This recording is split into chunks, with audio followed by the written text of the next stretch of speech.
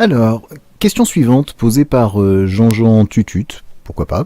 Bonsoir monsieur Brousseau, décidément. Le contrôle des capitaux et le financement par émission monétaire ne risquent-ils pas de faire perdre la confiance des investisseurs étrangers, La France deviendrait alors incapable d'emprunter et certains craignent que sa sortie de l'Europe ne fasse d'elle une nouvelle Argentine. Qu'en pensez-vous ? Alors, une nouvelle Argentine, je pense que c'est très exagéré.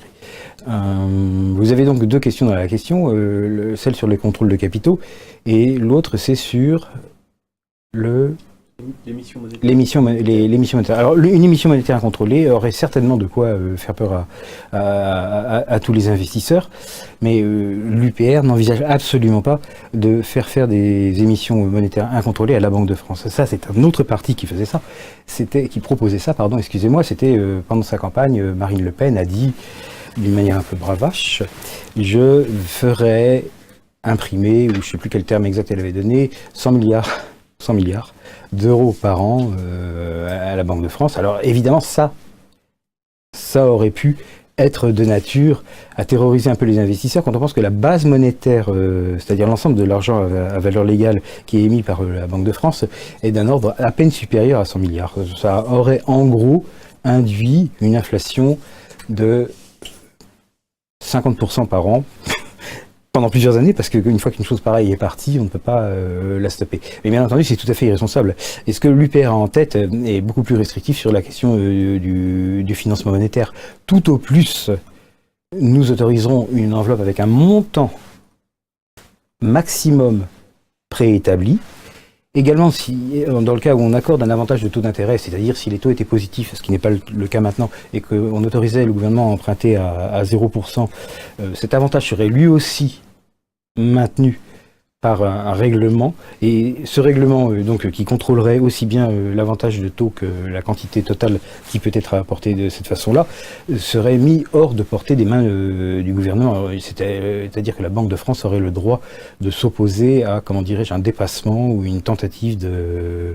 Il faudrait une procédure très lourde pour que ça... pour que des droits de tirage plus importants soient accordés.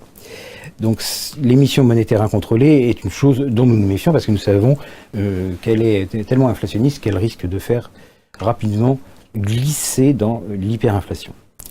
En ce qui concerne le contrôle des capitaux, non, ça je pense pas, parce que précisément le but du contrôle des capitaux est d'empêcher que la monnaie soit facilement vendable sur les marchés étrangers. Donc le contrôle des capitaux est finalement ce que fait la Chine. Est-ce que le fait que la Chine procède à des contrôles de capitaux terrorise les investisseurs et les empêche d'investir en Chine ? La réponse est bien évidemment non. Quant enfin à l'histoire de l'Argentine, je voudrais vous faire remarquer l'irréalisme extrême qu'il y a à comparer les situations des deux pays, la France et l'Argentine. Ça n'a absolument rien à voir. La France est une grande économie, il lui reste de l'industrie, elle a un secteur des services très important, elle exporte un grand nombre de choses,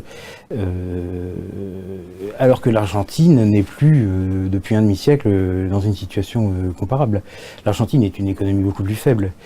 Imaginez que les malheurs monétaires de l'Argentine puissent être reproduits en France, c'est faire bon marché des différences de taille et des différences de développement qui existent entre les deux pays. Mais finalement, ça ressort de ce qu'on appelle le Project FIR, qui avait aussi été utilisé dans le cas du Brexit, pour inciter les électeurs britanniques à ne pas voter en faveur du Brexit. Donc on leur avait dit, si jamais vous votez Brexit, il se produira telle et telle catastrophe, et ces catastrophes étaient disproportionnées. Là, c'est la même chose. Je voudrais vous rapporter une anecdote qui date de la campagne présidentielle. Pendant la campagne présidentielle, vous avez eu à un moment François Asselineau qui a été invité à un grand journal, je pense que c'était TF1, enfin si c'était pas celui-là, c'était la 2. Il avait une demi-heure pour parler, c'était une chose qu'on accordait à tous les candidats. Mais cette demi-heure à lui a été coupée en 3 tranches de 10 minutes, et la tranche du milieu a été occupée uniquement par un enregistrement d'un opposant qui n'a fait que décliner des choses aussi extraordinaires que celle qui est posée dans votre question, c'est-à-dire est-ce que on pourrait se retrouver dans une situation argentine.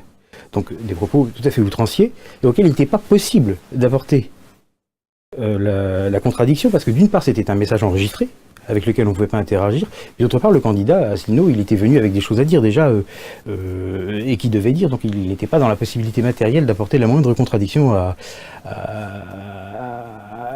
ce qui lui était asséné.